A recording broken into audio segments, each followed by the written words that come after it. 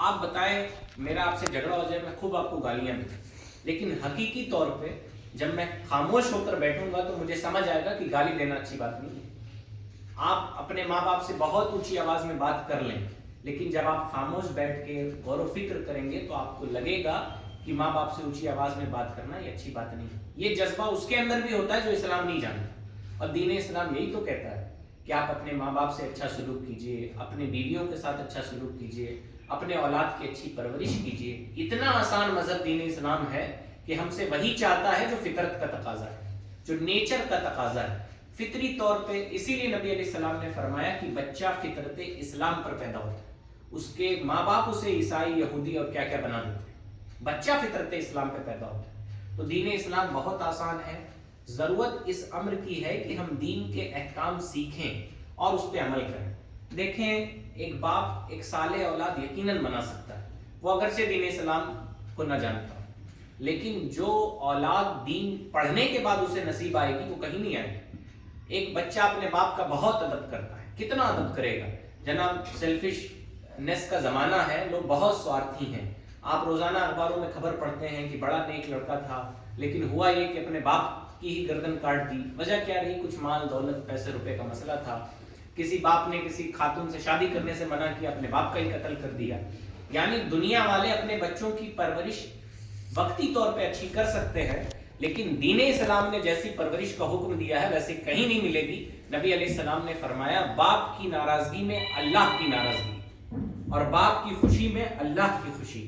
کیا کہیں دنیا میں آپ کو ایسا نظام مل سکتا ہے کہ جب بندہ باپ سے تیز آواز میں بات کرے تو دین اسلام اس سے کہتا ہے کہ تم اپنے رب کو ناراض کر رہے ہو، صرف باپ کو ناراض نہیں کر رہے ہو۔ دین اسلام اگر آپ اپنے ماں باپ کو خوش رکھیں گے تو دین اسلام کہتا ہے صرف تم ماں باپ کو خوش نہیں رکھتے بلکہ اپنے رب کو خوش رکھ رہے ہو۔ ایسا تربیتی نظام دنیا میں کہیں آپ کو نہیں مل سکتا۔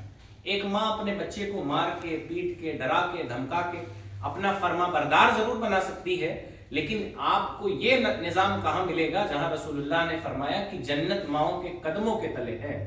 اب بیٹا ماں جاہل ہے، ماں کو کچھ نہیں آتا، ماں پڑھی لکھی نہیں ہے، بیٹا پروفیسر بھی ہو جائے تو اس جاہل ماں کے قدموں کے نیچے ہی اس کی جنت ہے۔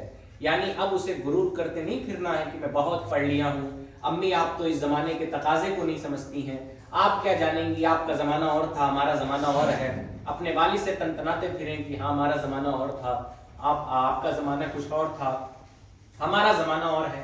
دین اسلام کہتا ہے کہ ماؤں کے قدموں کے نیچے جنت ہے، اگرچہ وہ کچھ نہیں جانتی زمانے کے اعتبار سے، ظاہری طور پہ کوئی ہیم فیم، کوئی بڑی سی ڈگری اس کے پاس نہیں ہے، پھر بھی ماں تمہاری ماں ہے۔ یہاں تک کہ دین اسلام نے تو اتنی وسعت رکھی ہے ماں کے تعلق سے کہ اگر بیٹا مسلمان ہو گیا اور ماں کافر ہے، پھر بھی جو شرعی معاملات کے علاوہ، یعنی ماں اگر اسے دین اسلام کے خلاف حکم نہ دے تو ماں کی بات ماننی ہے۔ مثلا ماں کافر ہے، ماں نے کہا میرے لیے فلاں سامان لے آؤ تو اسے ماں کی اطاعت کرنی ہے۔ ماں نے کہا میری یہ ضرورت ہے اسے پورا کر دو، اسے ماں کی اطاعت فرما برداری کرنی ہے۔ اسی طرح دین اسلام نے بیٹیوں کے تعلق سے جتنی بہترین رہنمائی ہماری فرمائی ہے۔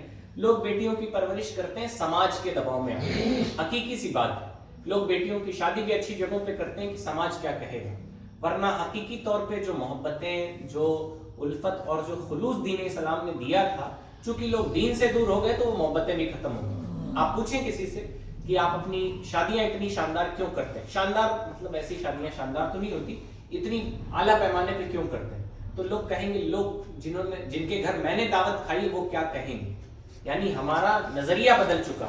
دین اسلام کہتا ہے جو اپنے بیٹی کی یا اپنے بہن کی اچھی پرورش کرے، یہاں تک کہ وہ ان سے بے نیاز ہو جائے، یعنی اس کی اچھی جگہ شادی کر دے گی تو اب باپ کی اور بھائی کی ذمہ داری سے وہ نکل جائے گی، وہ بے نیاز ہو جائے گی۔ نبی علیہ الصلوۃ والسلام کی حدیث پاک کا مفہوم ہے جو 3 ایسی بیٹیوں کی پرورش کرے گا یا بہنوں کی، اللہ اسے جنت عطا فرمائے گا۔ یعنی جو دنیاوی معاملات ہمارے صحابہ نے پوچھا 2 کی کرے گا تو نبی نے فرمایا اس پہ بھی اللہ تعالیٰ یہی اجر عطا فرمائے گا۔ راوی کہتے ہیں اگر ہم 1 کے بارے میں پوچھتے تو نبی وہاں بھی یہی ہمیں حکم عطا فرماتا۔ تو بہرحال کہنے کا مقصد یہ کہ جو ہمارے دنیاوی معاملات تھے، ایک دوسرے کے ساتھ رویہ تھا، ایک دوسرے کے ساتھ اخلاق تھا، دین اسلام نے اسے آخرت کے ساتھ جوڑ کر تصور پیش کیا۔